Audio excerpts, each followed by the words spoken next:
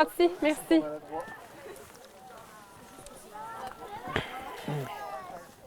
Ça tourne partout? Ça tourne partout OK. dans 3, Oh boy.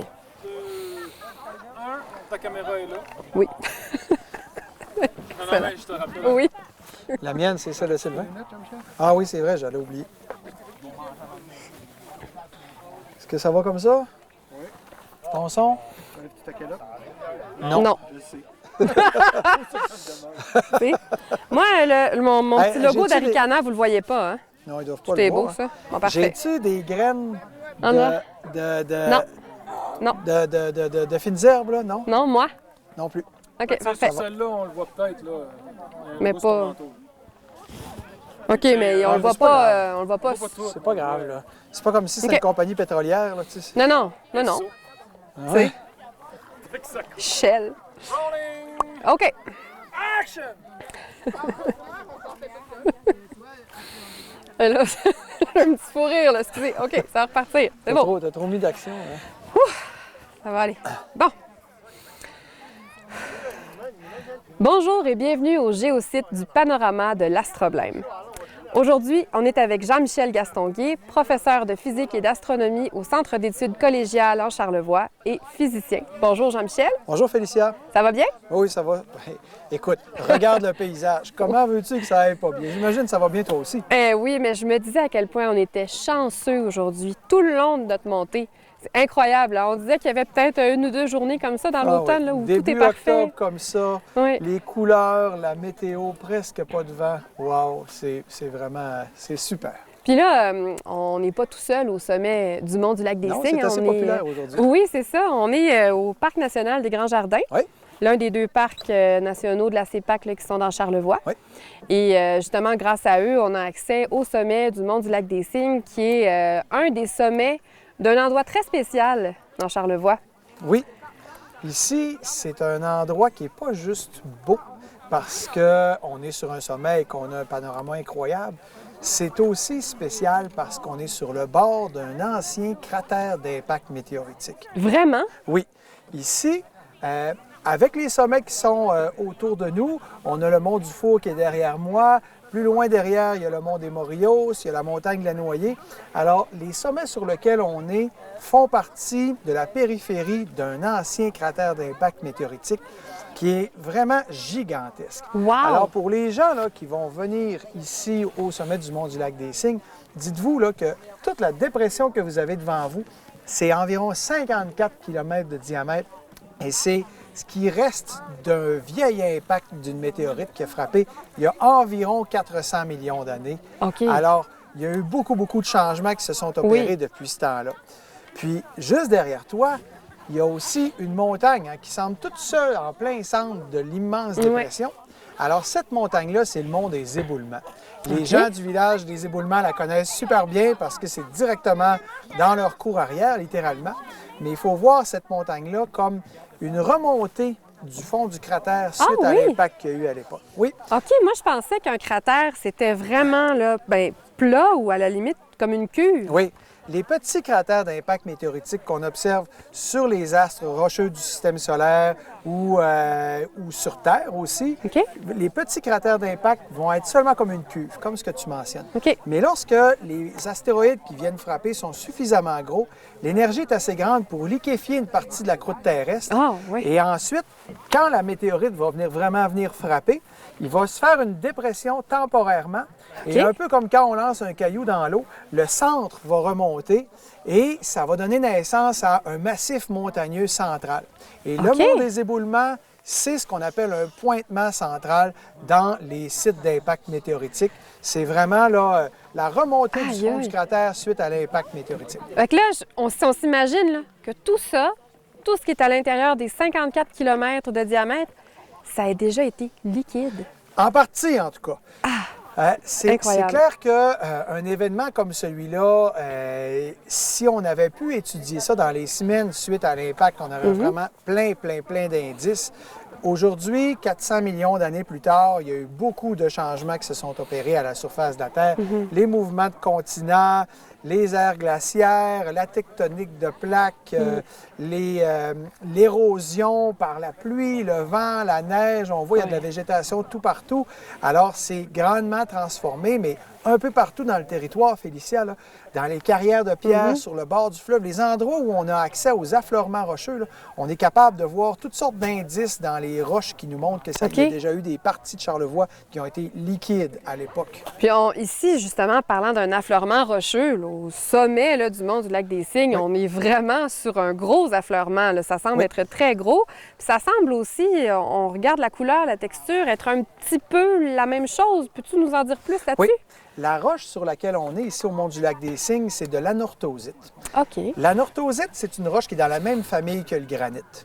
Et c'est une roche, ici, elle est quand même altérée, elle est plutôt grisâtre, mais quand cette roche-là est fraîchement coupée, là, elle est un petit violet pâle. C'est une roche qui est très, très belle. Alors, ce sont des roches qui se sont formées en profondeur. Si on les voit ici à la surface aujourd'hui, c'est vraiment un indice qu'il y a eu beaucoup d'érosion, comme ce que j'expliquais tantôt. Ici, les montagnes ont déjà eu des kilomètres et des kilomètres d'épaisseur. Il y a même des scientifiques qui mentionnent que c'était aussi gros que les Alpes ou même l'Himalaya. Tant que ça! Mais l'usure des continents avec les centaines de millions d'années a fait que aujourd'hui, ce qu'on voit, là, c'est vraiment un peu comme ce qui était autrefois les racines de ces montagnes-là.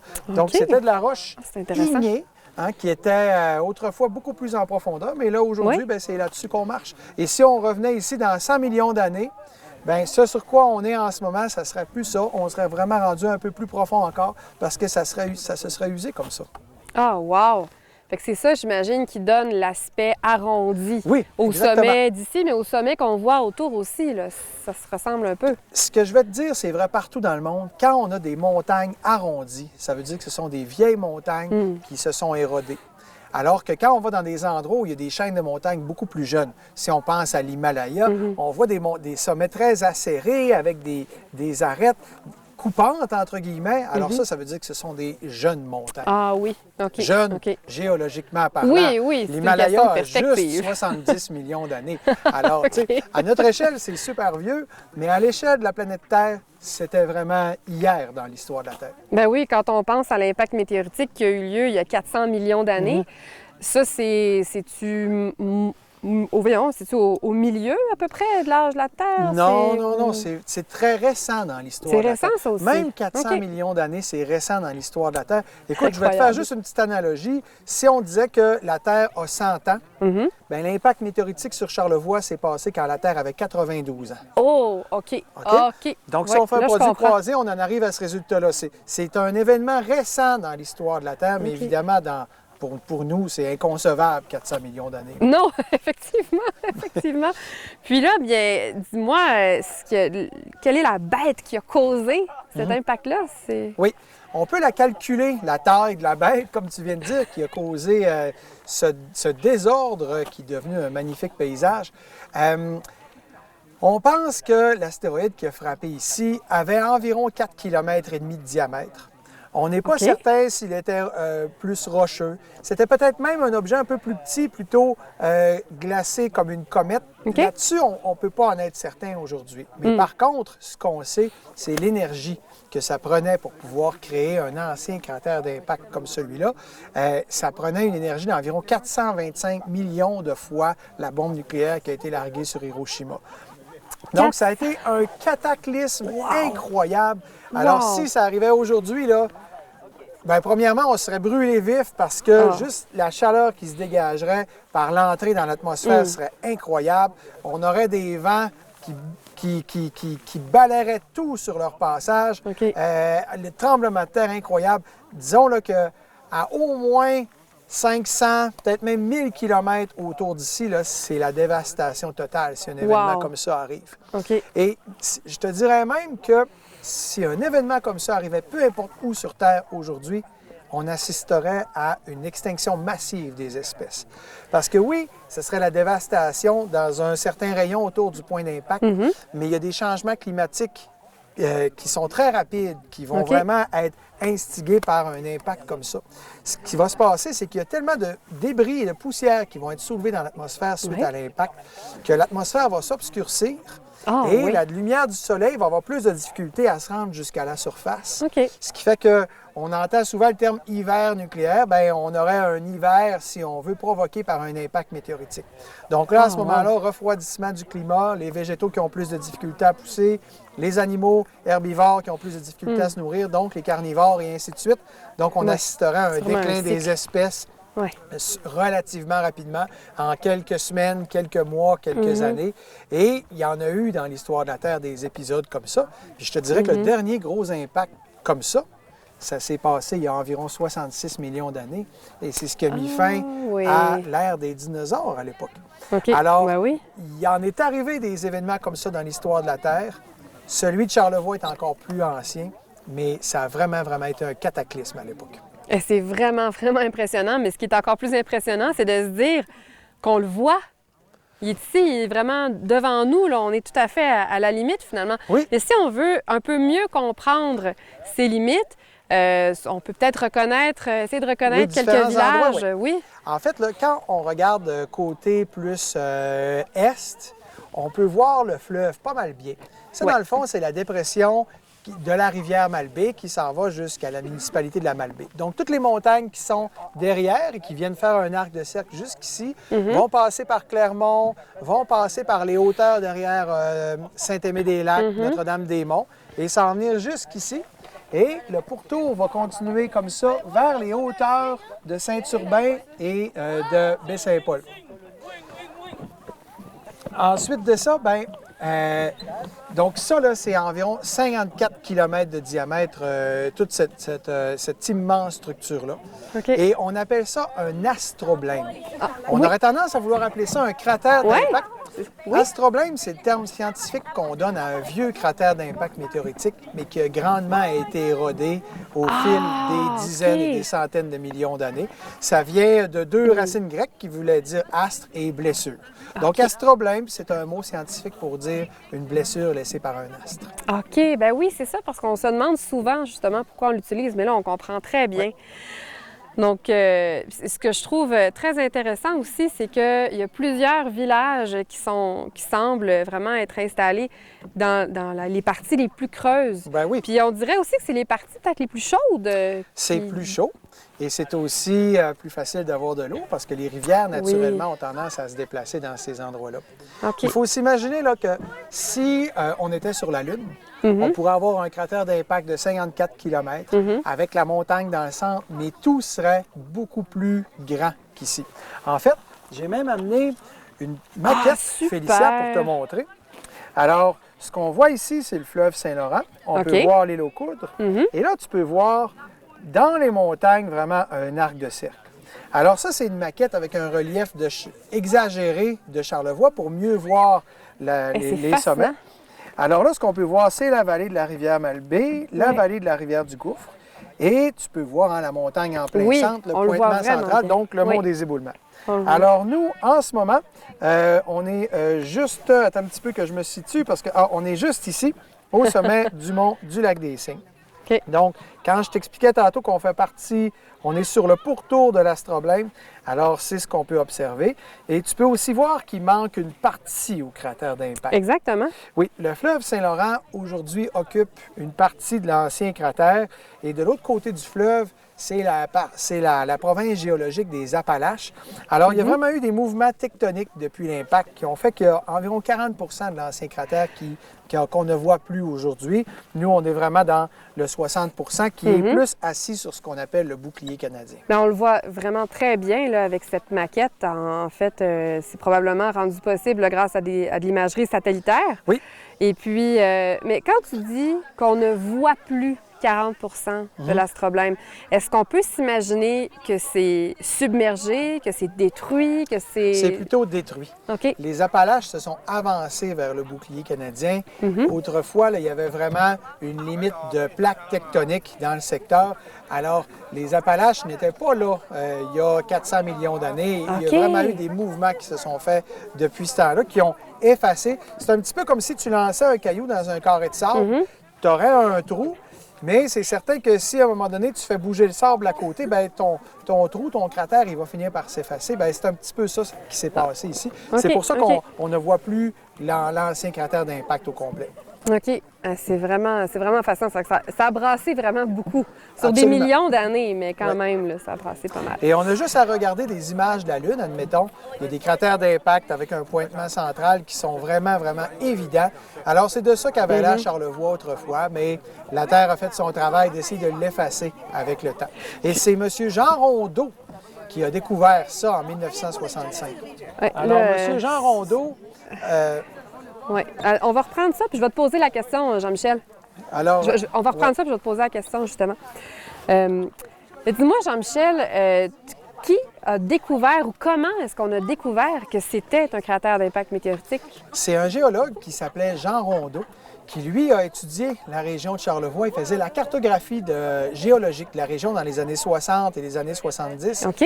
Et c'est grâce à la découverte de certaines pierres qui étaient vraiment particulières, comme des cônes de percussion, comme des anciennes veines de roches fondues, qui a été assez surpris de ces découvertes-là et qui lui ont permis de savoir qu'il était dans un ancien cratère d'impact météoritique.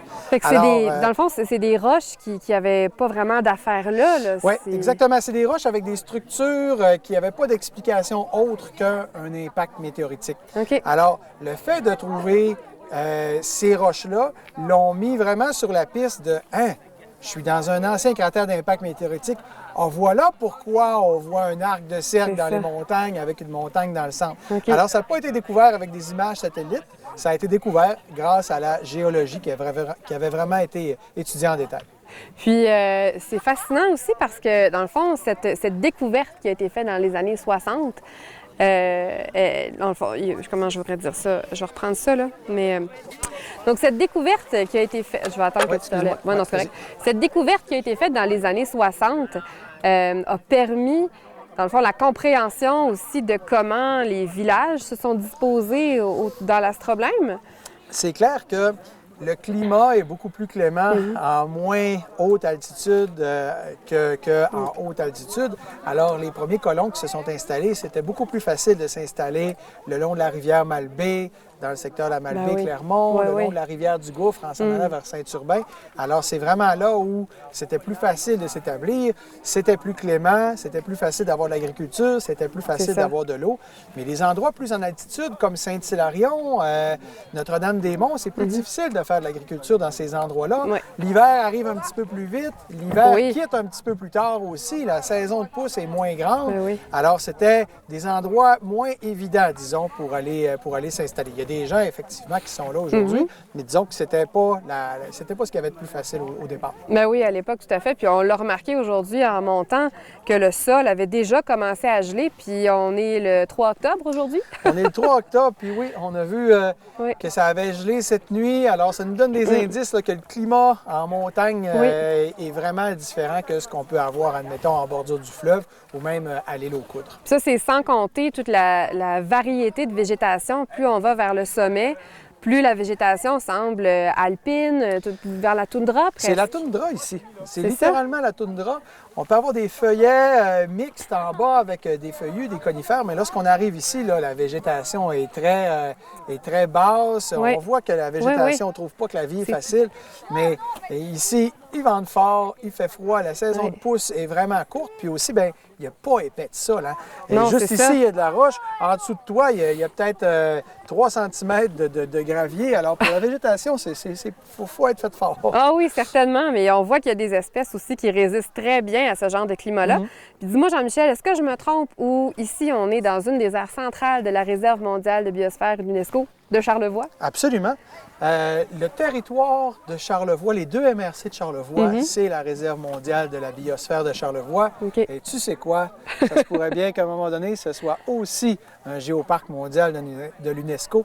On y travaille. Oui, c'est ça, j'allais dire. Je connais quelques personnes qui travaillent assez fort là-dessus. Alors, à un moment donné, on va peut-être réussir à faire reconnaître le fait que Charlevoix et son cratère d'impact météoritique ont suffisamment d'importance pour qu'au niveau mondial, on le reconnaisse. Puis dis-moi, Jean-Michel, juste avant de terminer, est-ce qu'il y a d'autres endroits où on peut profiter de tel point de vue ou d'autres endroits où on peut bien reconnaître l'astroblème? Oui. Donc ici, on est dans le Parc national des Grands Jardins, au Mont du Lac-des-Cygnes. Mais le Mont du Four, qui est juste là, est accessible via les sentiers de la traversée de Charlevoix. OK. On a le Mont des Morillos, qui est derrière. Celui-là, on ne le voit pas tellement bien, mais qui est un super beau sentier de randonnée aussi, mais plus accessible par Saint-Aimé-des-Lacs et le secteur du Pied des Monts. Alors, c'est 3 super belles randonnées qui nous donnent des beaux points de vue à partir de la périphérie de l'Astroblème. Ah, fait qu'on a vraiment plusieurs endroits à découvrir comme ça. Oui. Bien, merci beaucoup, Jean-Michel, Merci d'avoir à toi. été avec nous. Et encore une fois, on a fait un super... je vais recommencer ça parce que je ne savais pas quoi dire. Alors, la fin, hein, c'est toujours un petit peu squeaky. Alors, merci beaucoup, Jean-Michel, d'avoir été avec nous. Ça m'a fait plaisir. De nous avoir démystifié les secrets, les mystères de l'Astroblème de Charlevoix. Et on se revoit prochainement pour une autre capsule du Géoparc de Charlevoix. Cut! OK, vous pouvez vivre! Non, c'est...